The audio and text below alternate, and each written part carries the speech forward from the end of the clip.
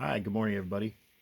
We are going to do an extremely quick, down and dirty proof of life video here with some units I finished recently.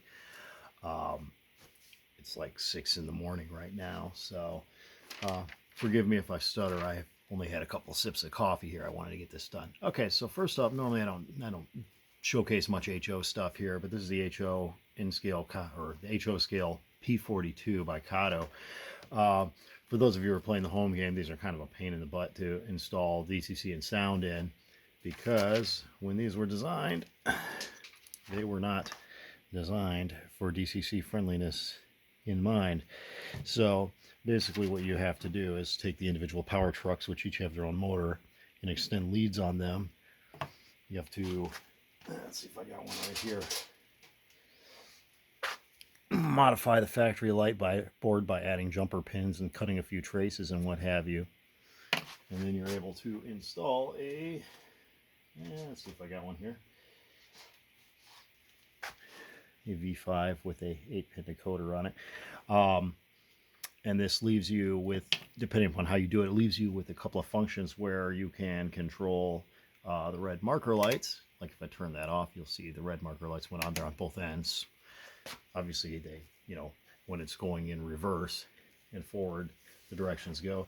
And then there's also enough output functions where you can separate out the ditch lights on the light tubes and independently control those. So ooh, look at that. That's fantastic. But of course, they all come off of one stock LED for the headlights, so you have to get in here and you have to cut a couple of these, and then I made up a bunch of these. These are just red and black wires, and these are soldered to N-scale LEDs, or LEDs off of N-scale light boards that have been clipped. You heat shrink them on there. All right, enough about that. So anyways, the HO P42s, they've been wired up. The trucks are wired to the modified light board, which has the decoder tapped into it, and then it has separate LEDs to control both your red marker lights on front and rear, independent ditch lights, and your forward and rear headlights. Then ESU sound file SO582 for the P42 was installed. So anyways, we can install sound. And yeah, you can set it to auto trigger. I just have that turned off.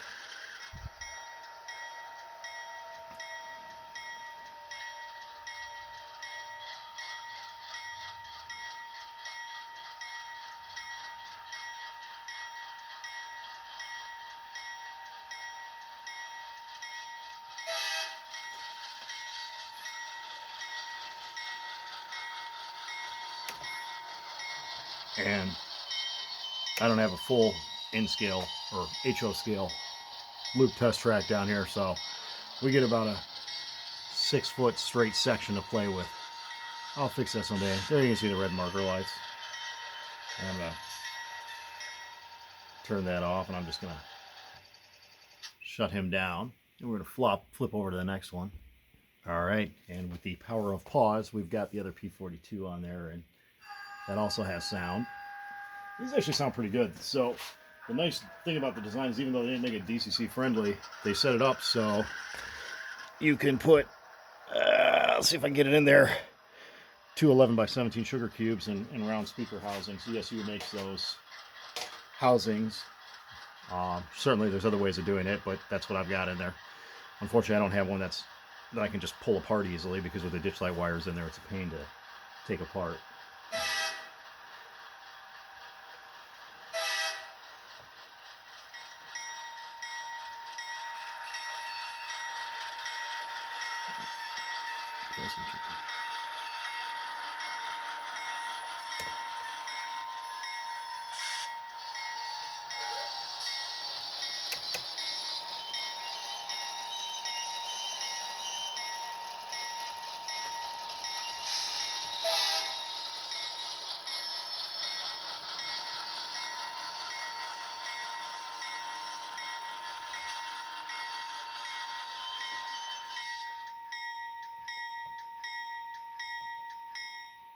All right, there we go, HO P42s.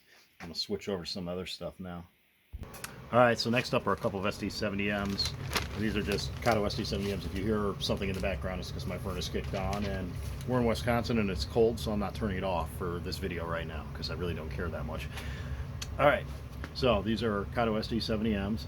These also have an optional ditch light upgrade to them where the ditch lights are. Yeah, see, I can turn those on and off. Those are 0402 wired surface mount LEDs that are wired to a resistor bank and then wired to the 58741 decoder, which has had a couple of LEDs and stuff added to it. And then back here you have your ground, which is the front one. That's aux 5, aux 4, aux 3. Then aux 1 and aux 2 are your large LEDs on here. And then I've also pulled off, the clips from the original circuit board and put them on there. So anyways, that's how those are wired in. And then 4700 ohm surface mount dropping resistors on a scrap piece of PCB for the ditch lights, so they don't magically release their factory smoke. But anyways, this also has sound file SO720 added. So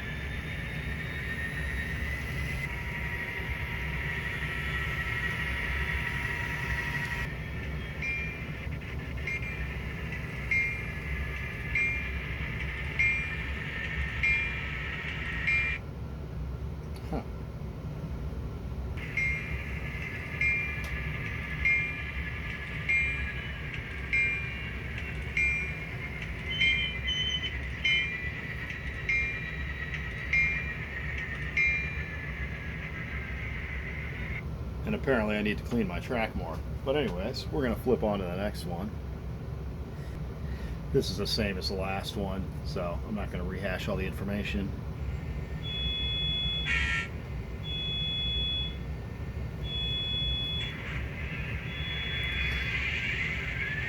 While that's loading up, I'm going to take a few more sips of coffee.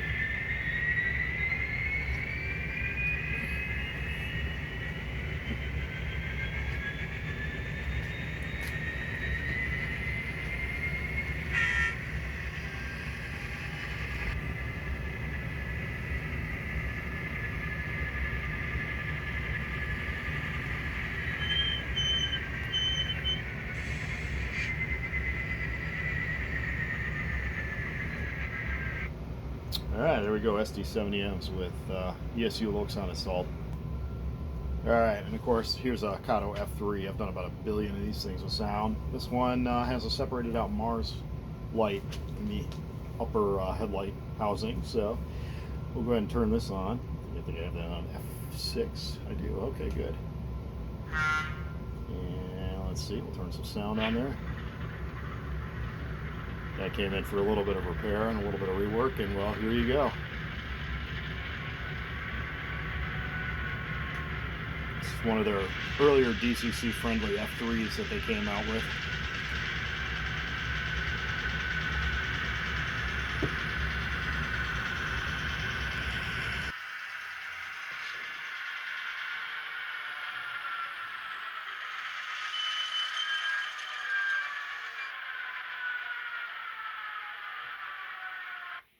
Alright, and we're just going to move on now. Alright, last tonight, or this morning, is a SDP40F Kato N scale. And so this guy has had a frame section cut out for an 11x17 speaker back there, which is fitted in there, obviously. And these will take a 58741 decoder like I used on the SDP40 or the SD70 ACEs, only without the LEDs on there. And the contacts are a bit different, but you run it back to the speaker wire. So and I have sound file SO765 loaded. So without further ado,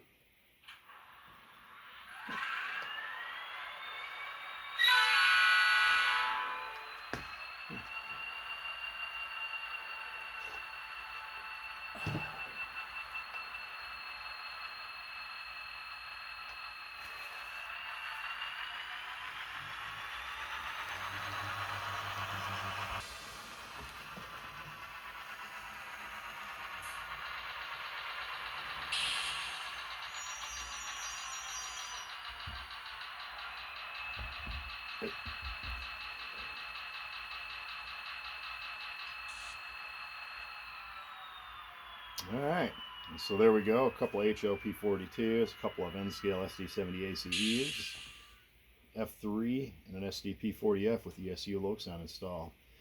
Of course, if you have any questions, feel free to ask. I will note that if you just throw random comments in the comments section, I tend not to reply to those. So either shoot me an email or send me a message over on the Book of Fakes, and I will get back to you. All right, thanks for watching.